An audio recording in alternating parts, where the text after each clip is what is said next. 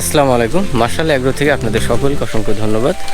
তো গাইস, আজকে আপনাদের মাঝে একটা সুন্দর একটা ইনফরমেশন একটা ভিডিও দেওয়ার চেষ্টা করব। ভিডিওটা যারা খামারের সাথে জড়িত তাদের জন্য খুবই হেল্পফুল হবে। অনেকে আছেন যে আপনারা ব্রয়লার মুরগি লালন পালন করেন, তো আপনাদের জন্য ভিডিওটা খুবই হেল্পফুল হবে।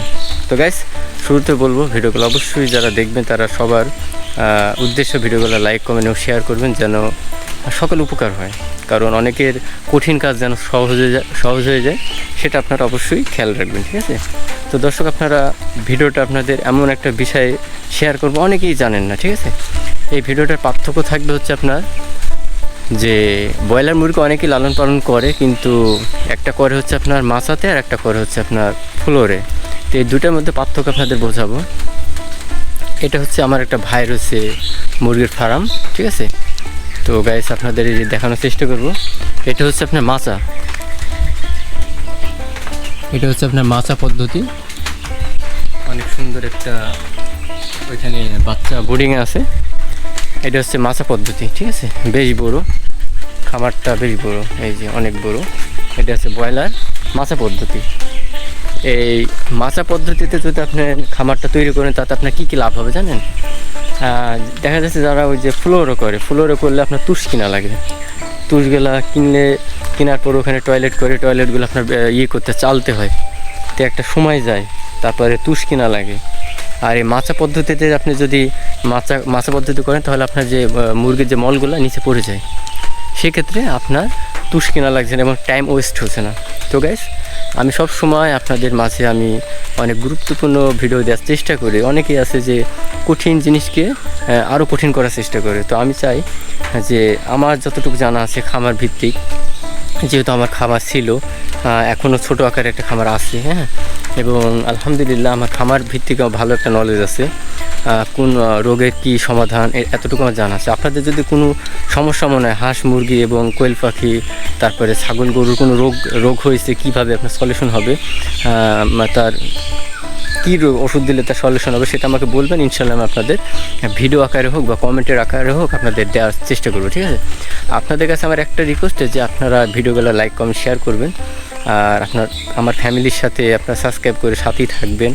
এবং আমি আপনাদের দোয়া করি যেন আপনারা সফল খামারি হন, ঠিক আছে? এবং আপনারাও আমার জন্য দোয়া করবেন যেন আমি সফল ইউটিউবার হই, ঠিক আছে? ইনশাআল্লাহ। তো মানুষের জন্য, ঠিক আছে? আমরা মুসলিম, ইনশাআল্লাহ। আর কথা হচ্ছে যে খামারের যে কোনো এনি প্রবলেম আমার সাথে শেয়ার করবেন, ঠিক আছে? আমি আপনাদের বলার চেষ্টা করব। আর দেখা যাচ্ছে যে অনেকেই আছে, দেখা যাচ্ছে যে আপনার খামার তৈরি করে কিন্তু তারা লসের হয়, তার অনেক কারণ আছে, ঠিক আছে? এই বিষয়ে যদি জানতে চান বলবেন, আমি সেই বিষয়ে আমি ভিডিও করব বা কমেন্ট আকারে জানানোর চেষ্টা করব। লস হওয়ার বেশ কটা কারণটা আছে, ঠিক আছে?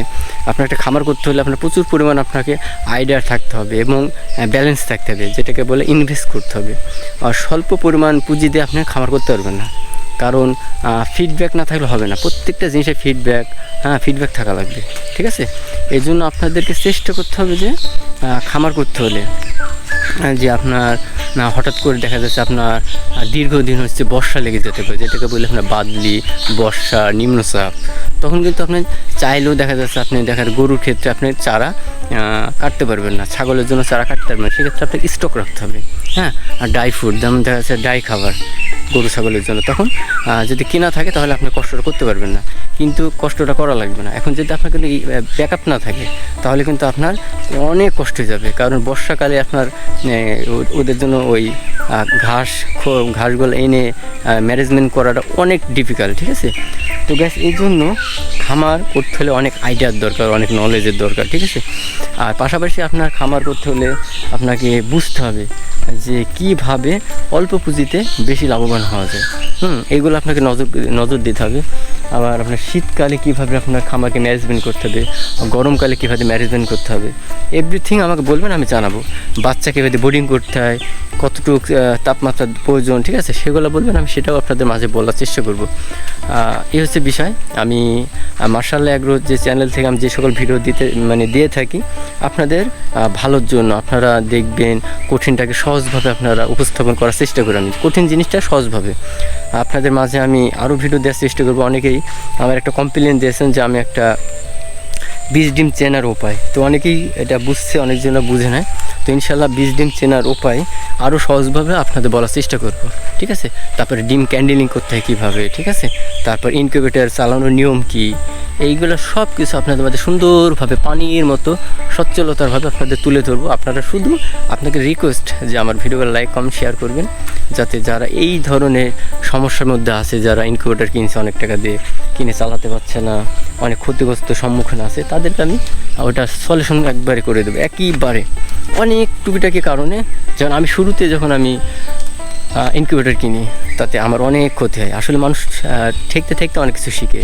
আমার অনেক ডিম ফেলে দিয়েছে, হাঁসের ডিম, মুরগির ডিম, 1000-2000 টাকা ডিম কিনে ফেলে দিয়েছে কিছু ছোটো ভুলের কারণে।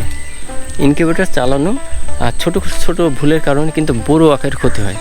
তো সেটাই আপনাদের মাঝে আমি বলার চেষ্টা করবো। যদি আপনারা চান বলবেন কোন ধরনের ভিডিও চান, কমেন্ট করবেন, আমি ইনশাল্লাহ বলার চেষ্টা করবো এবং সুন্দরভাবে সচ্ছলতাভাবে পানির মতো সচ্ছলতাভাবে আপনার বলার চেষ্টা করবেন। শুধু আপনারা আমার ভিডিওগুলো সুন্দরভাবে দেখবেন, লাইক কমেন্ট করবেন এবং সকলের মাঝে শেয়ার করে দেবেন। তো গাইস, সব থেকে সুবিধা আপনাদের বললাম যে ব্রয়লার মুরগি লালন পালন করতে হলে আপনাকে মাচাতে করতে হবে, তাহলে আপনার খরচটা কম হবে, সময়টা বাঁচবে। আর যখন আপনার ফ্লোরে করবেন তখন আপনার তুষ কিনা লাগবে, তুষটা চালতে হবে, তার একটা সময়ের ব্যাপার আছে, ঠিক আছে। তো সেক্ষেত্রে আপনার কস্টিংটা বেশি হবে। এই জন্য আপনাকে চেষ্টা করতে হবে যে কীভাবে আপনার কস্টটা কমানো যায়, লাভবান কীভাবে বেশি হওয়া যায়, ঠিক আছে। তো গ্যাস, আজকে ভিডিওটা এই উপলক্ষে ছিল। তো গ্যাস, সবাই ভিডিওটা লাইক কমেন্ট শেয়ার করবেন, এটাই হচ্ছে আমার ফাইনাল কথা। তো গ্যাস, সবাই ভালো থাকবেন, সুস্থ থাকবেন, আল্লাহ হাফেজ।